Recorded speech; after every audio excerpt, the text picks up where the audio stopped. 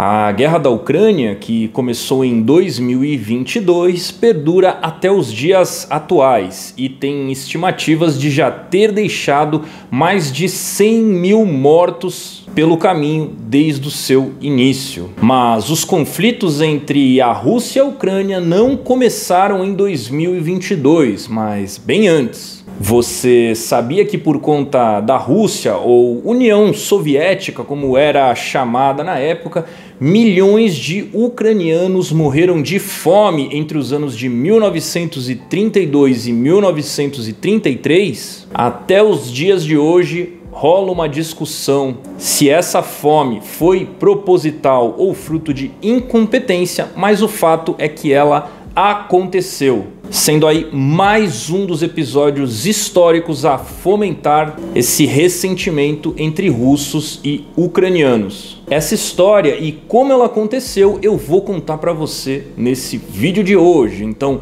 seja muito bem-vindo aqui ao canal. Eu me chamo Guilherme, esse canal aqui é para falar sobre episódios históricos, né, para a gente refletir também juntos, não só contar, mas também estimular a reflexão, e eu quero agradecer você desde já por ter clicado nesse vídeo. Se você puder, deixa o seu like, hypa aqui o vídeo, né, na opção hypar, e se inscreve no canal para não perder nenhum dos conteúdos futuros. Eu te agradeço desde já. Vamos lá, uma primeira dúvida que as pessoas devem ter, né, é sobre a Rússia e a Ucrânia serem países diferentes ou não. Eles têm origens diferentes? Por que tem esse conflito? Eles falam a mesma língua? Por que tem toda essa rivalidade, tá? Toda essa questão histórica? Isso acontece, gente, principalmente porque tanto os russos como os ucranianos são povos que têm um ancestral em comum, que seria o estado, né, se é que assim a gente pode chamar, da Rus de Kiev ou Rus de Kiev, que foi o reino, digamos assim, do qual esses países descendem. Essa Rus de Kiev, então, ela teve a sua origem ali aproximadamente no ano de 882 depois de Cristo, e foi ali fundada pelos povos eslavos e por vikings eslavizados, que falavam uma espécie de língua eslava e tinham a sua capital em Kiev, ou Kiev, né? Dependendo de onde você estiver, de como você quiser pronunciar. Então, quando você vê um discurso do Putin dizendo que Kiev é a mãe de todas as cidades ucranianas, ele não está mentindo nesse sentido, porque o povo russo vem da Rus de Kiev, né, o Rus de Kiev. A mesma coisa o povo ucraniano, tá? Com o tempo houve uma fragmentação, então esses dois povos, russo e ucraniano, são como se fossem povos irmãos. Eles têm uma mesma origem em comum, mas são povos diferentes, tanto que os ucranianos, apesar de ter falantes de russo por lá, têm também a sua própria língua ucraniana, tá? Que foi se derivando aí ao longo do tempo. Então isso por si só já gera uma série de conflitos, né? Porque para o Vladimir Putin, por exemplo, a Ucrânia deveria fazer parte da Rússia. E essa não é a primeira vez, tá, que essa anexação ou tentativa de anexação da Ucrânia ao território russo acontece. Por quê?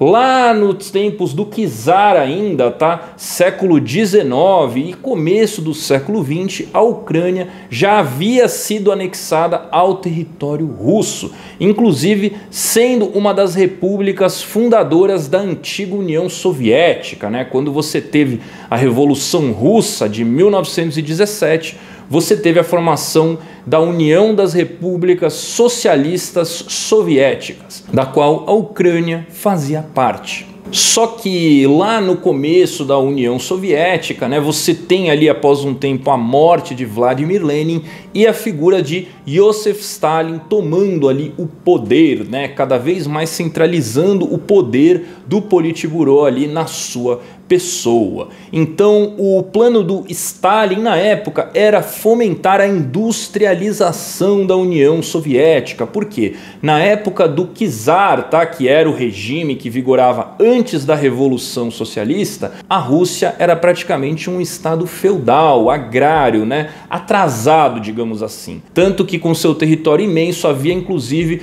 perdido guerra para países muito menores como o Japão. A Rússia, digamos assim, tinha virado um país atrasado. E a receita do século XX para você desenvolver um país era a da industrialização, né? Você produzir maquinário, produzir bens, produzir equipamentos. E para financiar essa industrialização, Stalin precisava exportar matéria-prima, tá? Exportar grãos. A gente tem os setores da economia. Setor primário, o que vem do campo, né? Setor secundário, o da indústria. Setor terciário, o dos serviços. O Stalin, para ter um grande setor secundário, precisava exportar e ter divisas entrando no país derivadas, tá, dos grãos vendidos ali que eram produzidos pelo setor primário. Só que a forma que ele fez isso foi bem agressiva, tá? Ele buscou coletivizar as fazendas, tá? Então a sua fazenda não era mais sua, ela agora pertencia ao Estado que iria controlar a sua produção. Um negócio bem radical assim, tá? Que foi aplicado lá na época. E existiam alguns fazendeiros que não dá para dizer necessariamente que são ricos, tá? Mas que tinham uma condição financeira um pouquinho melhor, que eram os kulaks, o kulaks, né?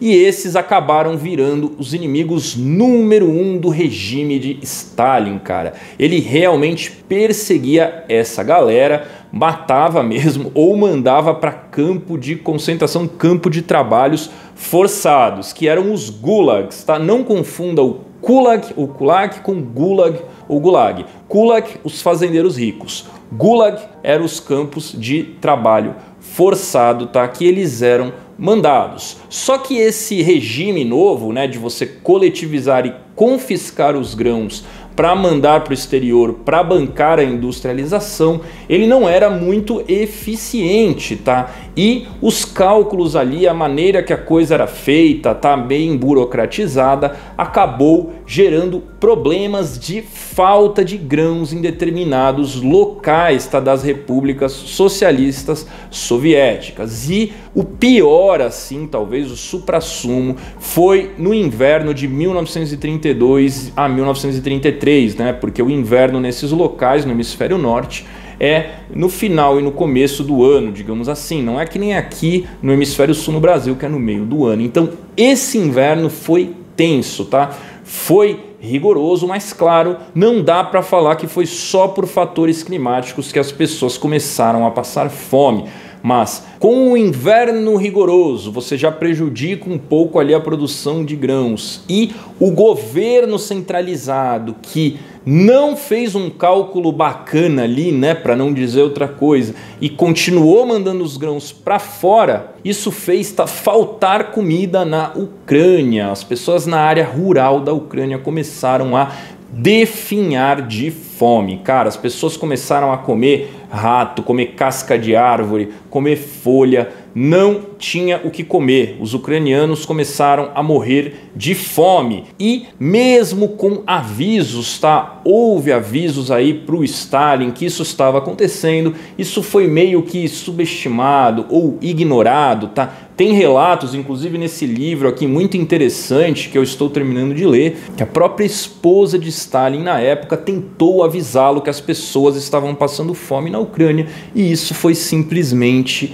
ignorado. Para piorar, há relatos, tá? Há documentos que demonstram que houve fechamento de fronteiras. Então não sei se dá para falar que foi só ineficiência governamental, porque você fechar as fronteiras é realmente deixar os ucranianos presos e sem possibilidade de irem buscar comida em outros lugares, em outros territórios, cara. E essa fome ucraniana matou entre 3,5 milhões a 7 milhões de pessoas, a depender dos apontamentos, tá, que você o utilizar. Então o negócio foi bem feio e bem sério. Para piorar, essas notícias e informações eram fortemente censuradas e não chegavam para fora da União Soviética, o que acabava impedindo, né, que a ajuda externa chegasse à Ucrânia. Então você deve estar se perguntando, cara, por que o regime à época fez isso, deixou as pessoas morrerem de fome?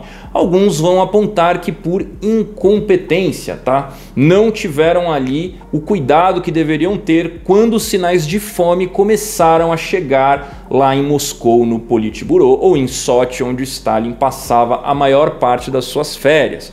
Outros vão dizer que isso foi proposital, porque o povo ucraniano tinha uma forte identidade nacional e essa seria uma maneira de meio que ferrar os ucranianos de vez, né? Matar muitos deles, enfraquecer a identidade nacional ucraniana. Outros podem argumentar que apenas o governo central foi relapso, né? Sabia dos problemas, mas não teve interesse em ir atrás de resolver. Mas o fato é que muitos ucranianos morreram de fome. Hoje você tem um monumento do Holodomor, ou Holodomor em Kiev, como é chamado esse episódio, que ficou conhecido também como o genocídio ucraniano. Não são todos os países que reconhecem o episódio como um genocídio. Aí você deixa a sua opinião aí nos comentários. Foi de propósito, não foi de propósito, foi incompetência, mas independente do nome, tá? Foi um episódio tristíssimo da história e que, de certa maneira, ainda que de uma forma diferente, continua nos dias atuais, né? Com ucranianos e russos morrendo aí nesse conflito que está acontecendo por lá. Então, gente, esse foi o episódio do Holodomor, tá? Se você gostou desse vídeo, não esquece, deixa um like, hypa o vídeo, se inscreve no canal e se você conhece algum amigo que gosta de história, gosta de saber desses detalhes históricos, manda esse vídeo para ele. Você vai me ajudar aqui para esse vídeo chegar a mais pessoas e mais pessoas conhecerem esse canal. Muito obrigado por ter assistido até aqui. Eu vou deixar a indicação para você agora do meu vídeo sobre a queda de Constantinopla. Mais de 1 hora de vídeo, eu fiz ele bem detalhado, tá? Coloquei a bibliografia toda no vídeo. Para você que se interessa por esses eventos, tenho certeza que vai gostar. Para muitos, o evento aí que marcou o fim da Idade Média, vou deixar aí na descrição e no card. Muito obrigado então, até um próximo vídeo nesse canal. Valeu!